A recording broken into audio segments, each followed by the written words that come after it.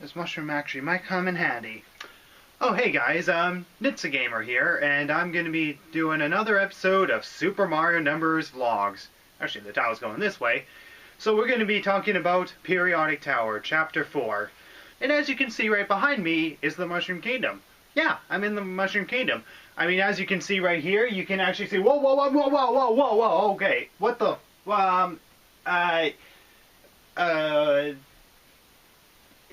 this is the Mushroom Kingdom, right?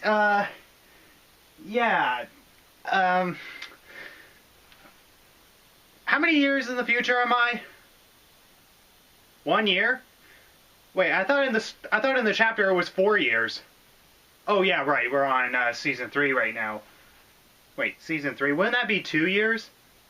Oh right, there was a 1 year hiatus between season 1 and 2. That makes sense. Anyway, so let's talk about chapter 4, Periodic Tower. Now, in order to actually get any events of this chapter, you gotta be able to read Prospection in order to get anything that is going on within this chapter. So previously in Prospection, we had Mario and Luigi go save Peach and all that, you know, cliched storyline.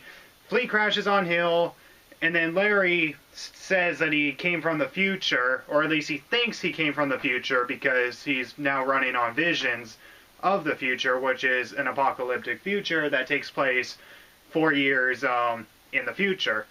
So in this chapter, Mario and Luigi go to the future, and this is pretty much where it gets all interesting, because this chapter is kind of all over the place, to be honest. But to be fair, I think this is probably my favorite chapter of Season 1. In fact, I've actually talked to both Tim and Falcons, and they seem to actually like this chapter the most in Season 1. I mean, I'm not sure if they like it as number 1, but it seems to be one of their favorites to write. So, anyway, before in Prospection, Tim Lemons pretty much had scientists from the Pokemon world pretty much resurrect Mephiles, who, as you know, is ceased to exist. He doesn't actually exist within the current timeline because both Sonic and what's her name? I forget the princess's name from Sonic 06, but the princess and Sonic pretty much go back in time and actually erase Solaris, so that way none of the events of the game actually happen.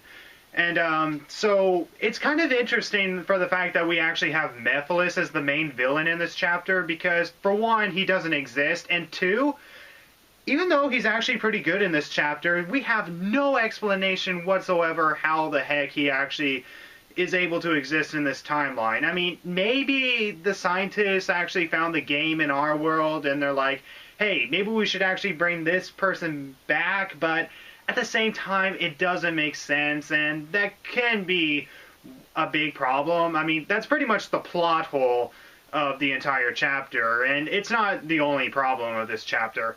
But anyway, let's talk about the plot.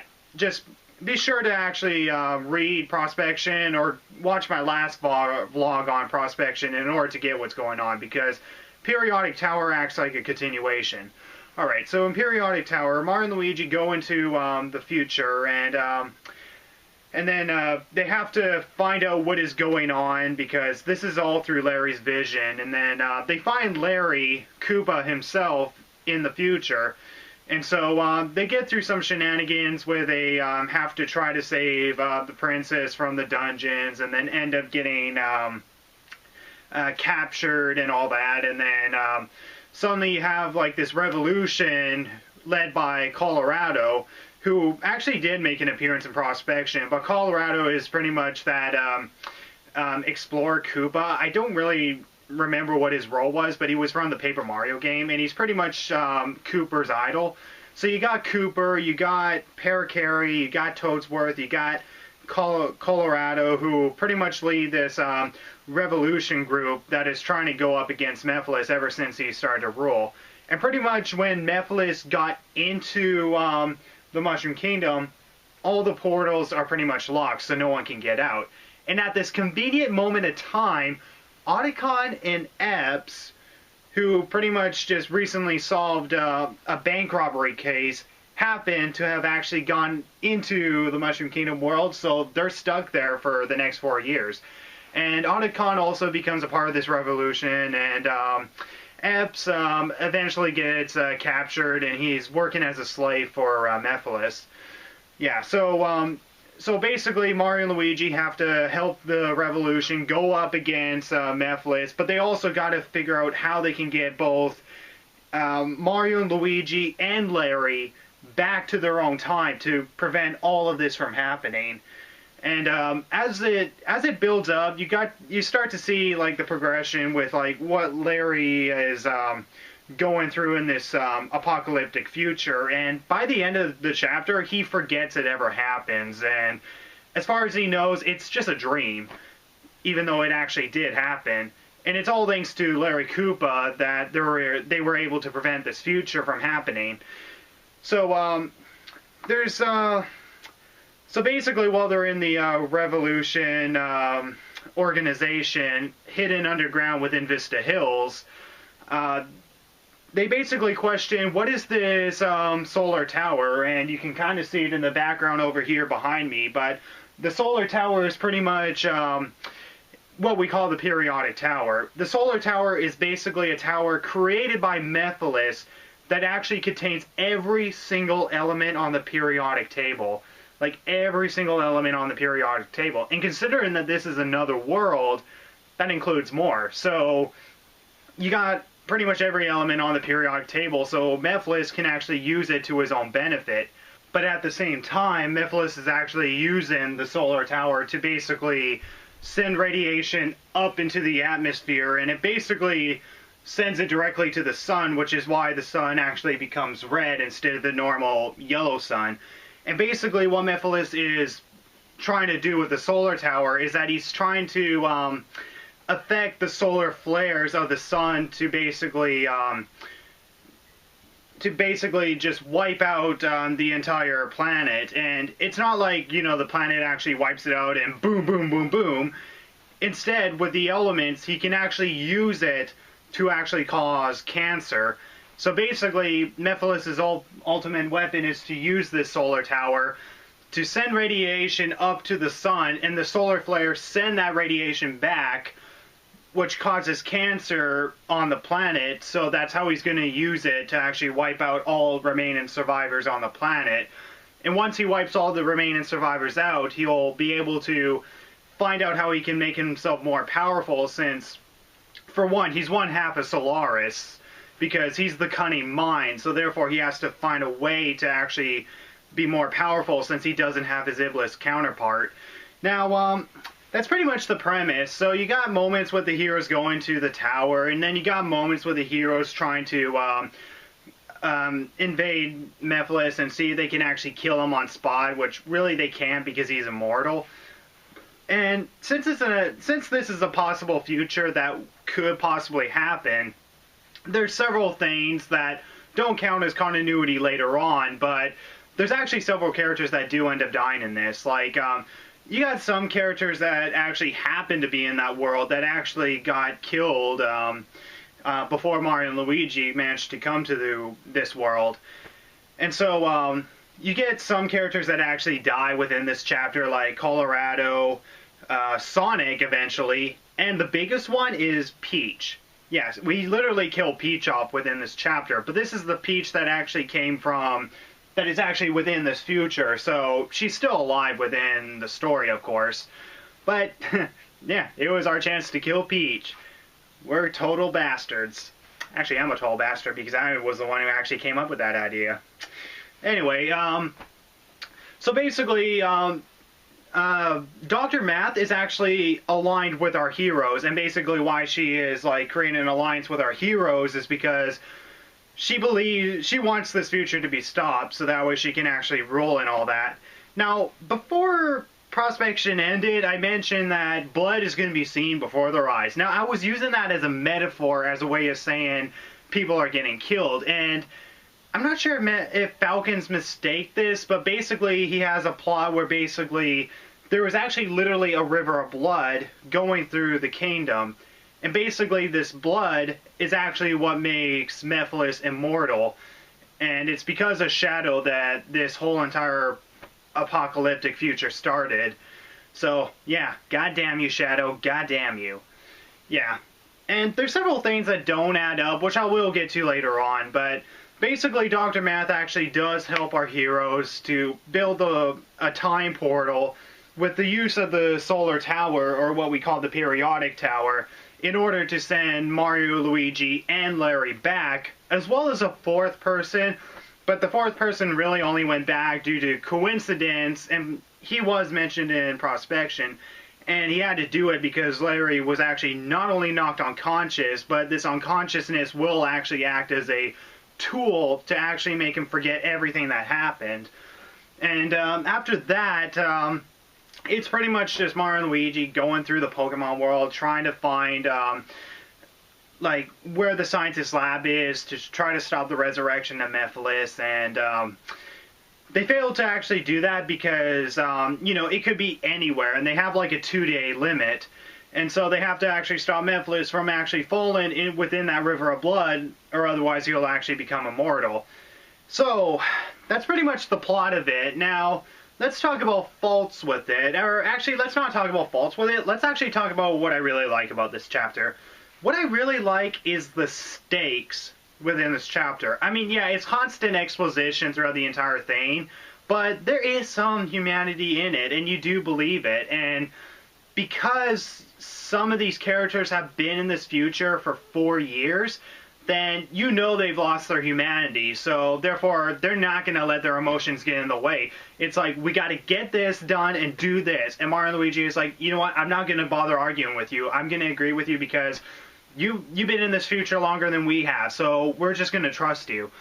So yeah, this is actually definitely one of our favorite chapters from Season 1. I mean, my other favorites was Prospection and, what was the other? 3 out of 4, that was the other. Now, there's a lot of great stuff with this chapter, but let's talk about the faults with it, because there is a lot of faults. Now, there is some things that don't add up. Like, one part was when Falcons was actually writing this moment where Blaze actually does something to prevent Shadow from going unconscious, or going into a coma, but she still remains in a coma 4 years later, being held in a capsule by the Revolution. And basically, Blaze is able to prevent it, which therefore in the future that Mario and Luigi are in, the time changes around the same time of the post. Now, I can't buy that bullcrap at all. I mean, you can't just have like a post of something happening in the past happen, and then suddenly in the future it changes. You can't do that. I mean, they're already in the future, so if Blaze actually did something, then Shadow's probably already, you know, out of his capsule.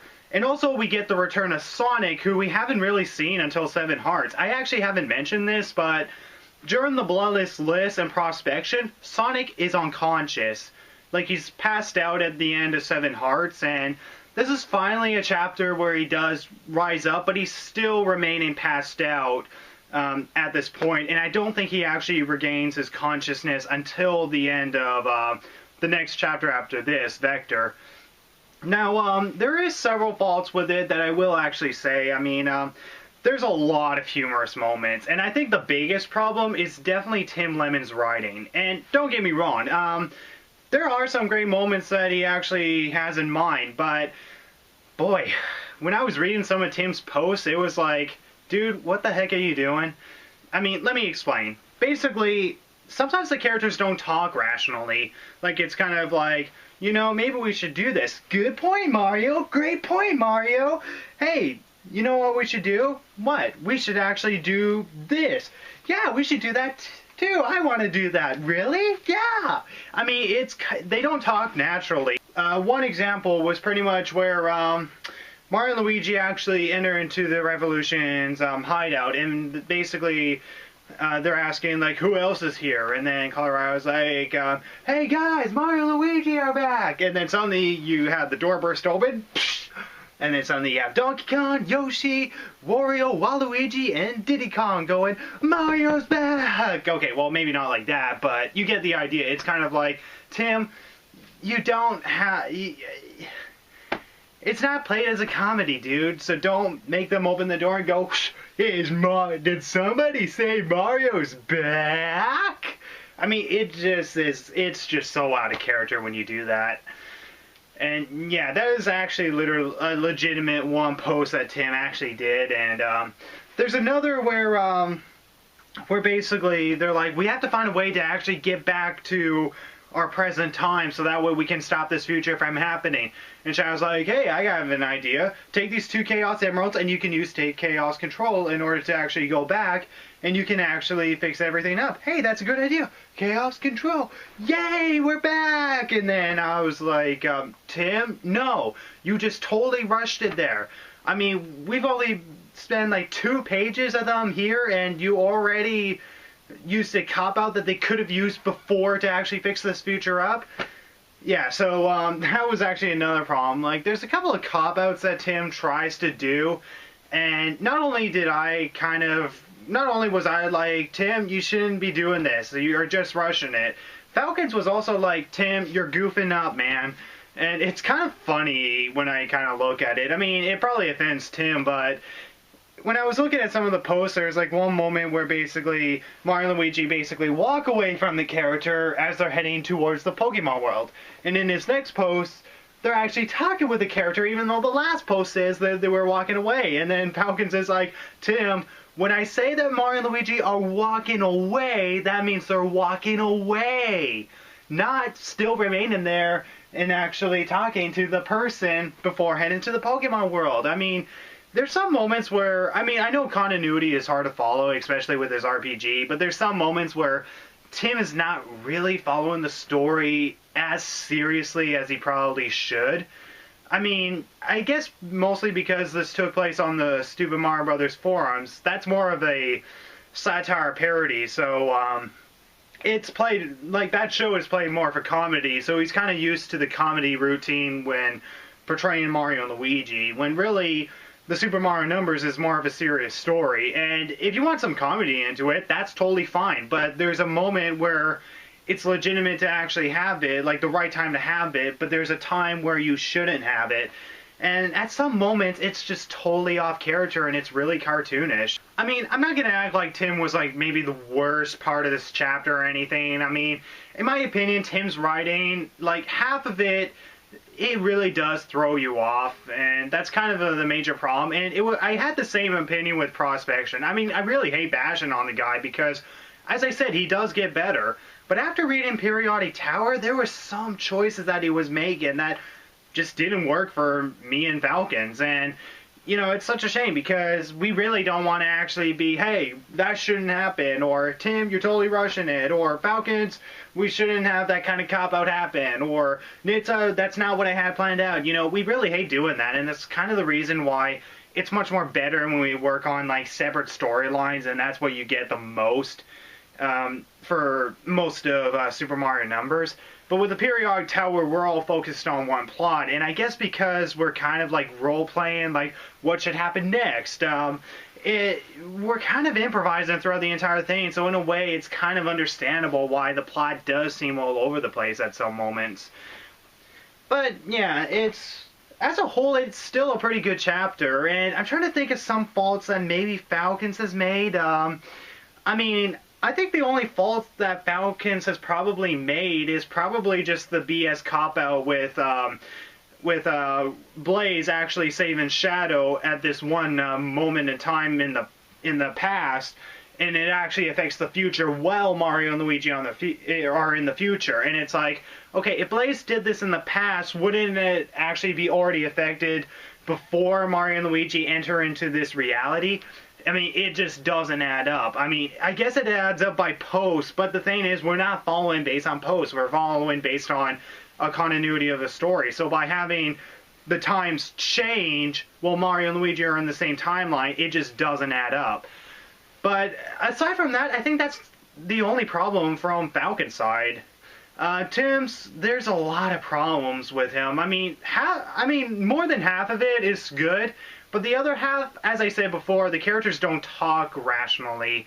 Like, as I said before, like Colorado's basically saying, like, so we're making a plan to go up against Mephiles. And Mario's like, wow, we want to go up against Mephiles too. You do? Yeah, we do. Okay, well, maybe that's over-exaggerated, but there was a dialogue that was actually almost exactly like that, and that's pretty bad when you actually have dialogue that is like that, like, hey, we're going to be going up against Mephiles. Wow, you want to go up against Mephiles too?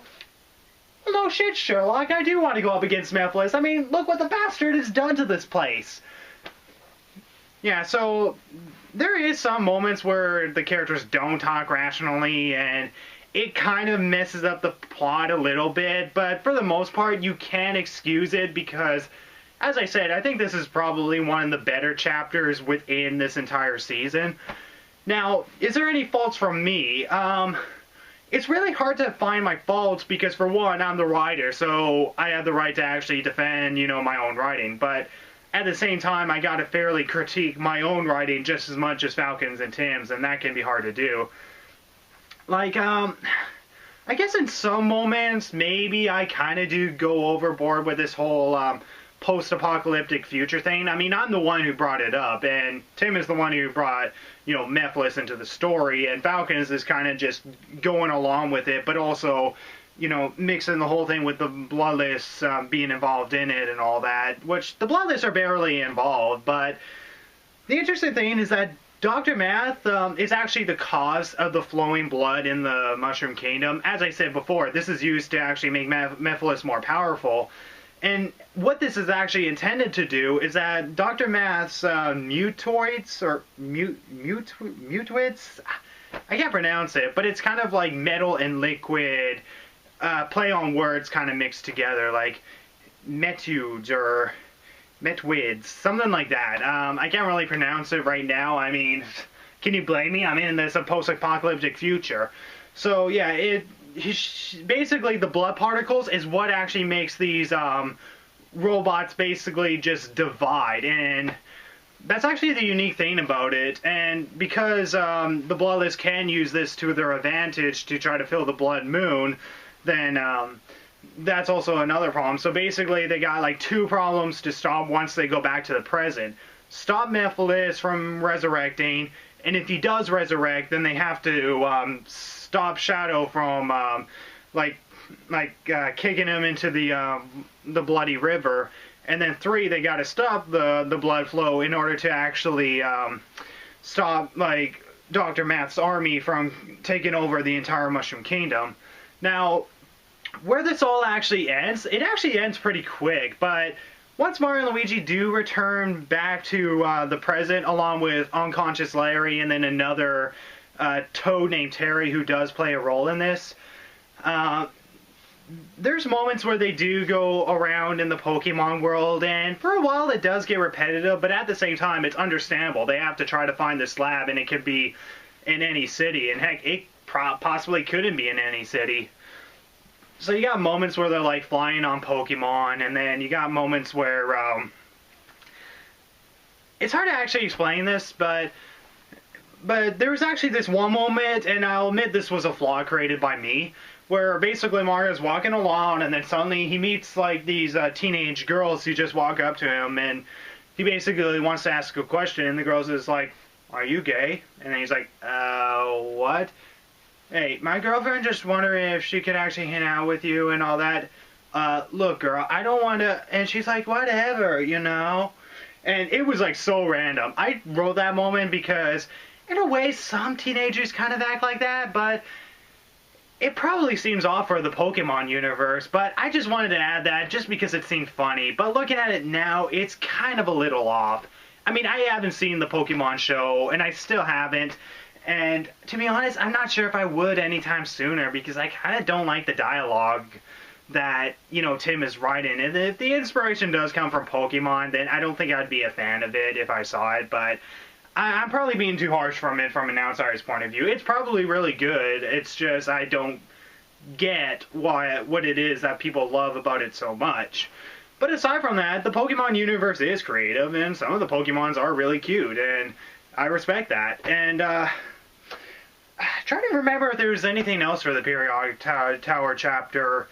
There was one funny moment where this was written by me, where Sonic and Shadow actually go up into the solar tower, like the solar tower, and they actually entered a room where helium is in it, and basically they were speaking in a really high-pitched voice. Wow, is that my voice? You're really wasting our time. You sound funny with that voice, Shadow. It's just kind of funny. But yeah, it's, as a whole, the Periodic Tower is actually a pretty good chapter. I mean, aside from some of Tim's writing and the cop-out with Falcons and maybe a few moments with me going a little over the top, I think Periodic Tower is actually pretty good. So I think I find more things to actually like about Periodic Tower than don't like. I mean, there's probably lots of information that I'm forgetting to actually rip on, but to be honest, I think this is probably my favorite chapter of Season 1. So guys, once I figure out how to get out of this post-apocalyptic world, hopefully I'll be back very soon to actually do Chapter 5, Vector.